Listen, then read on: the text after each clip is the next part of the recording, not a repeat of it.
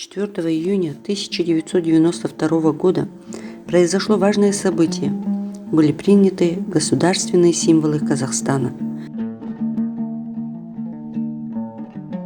Важный атрибут государственной символики – герб. В переводе с немецкого языка означает «наследство» или «доля в наследстве».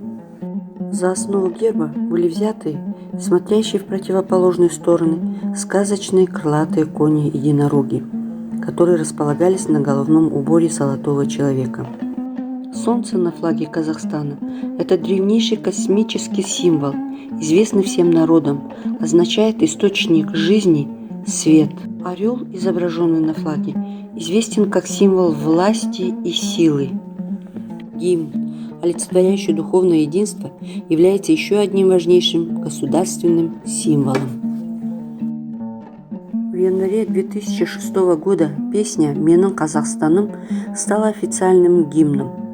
Песня была написана в 1956 году Шамшир Қалдаяқовым и Жумекен Нажмеденовым. Этот марш, сочиненный в годы освоения Целины, создавался с целью пробуждения национальной гордости и духа казахского народа.